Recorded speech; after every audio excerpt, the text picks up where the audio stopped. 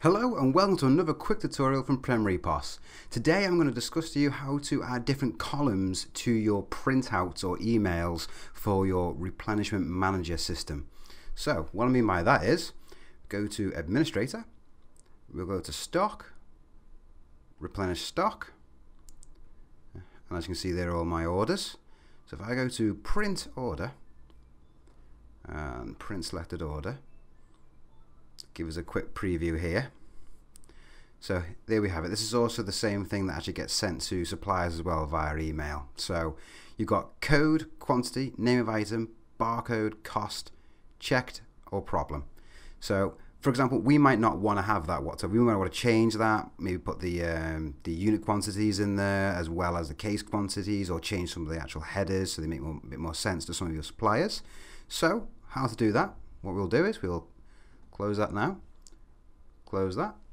We're going to go to Settings Administration, Software Settings.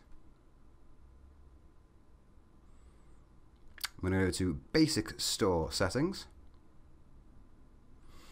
And what we've got here, we've got a report columns here. We'll click on there like so.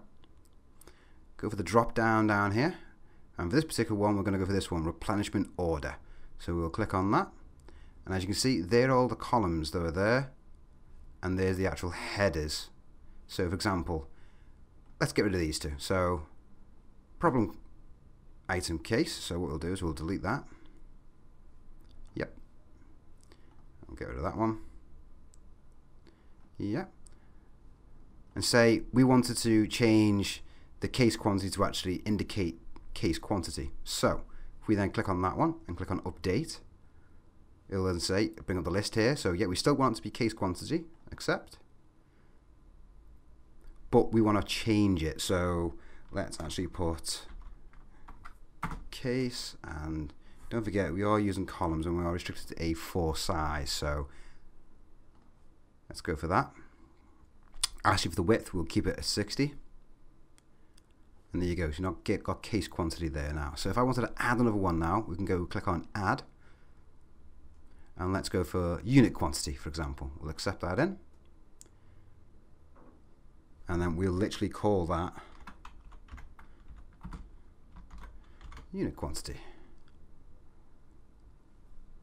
We'll give it the same width as the other one. So we'll go for 60, accept, pop that in. By default, it throws at the bottom. So what you can do, you can select it on there like that and move it up the list. So we'll go put it there. So case quantity, unit quantity. So let's see what that looks like now. So we click on Save Settings, go back to Stock, go back to Replenishment of Stock. Let's use the same one. So let's go and Print Order, go for Accept.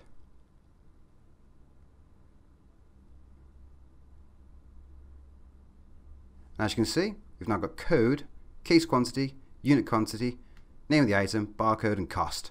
So we can change it around like that. Obviously, don't forget you are restricted on size of things as well, so bear that in mind when you're putting too many columns in here.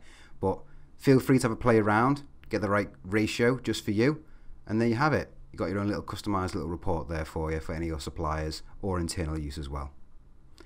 I do hope this has been useful. Thank you very much for watching. Check us out next time. Thank you.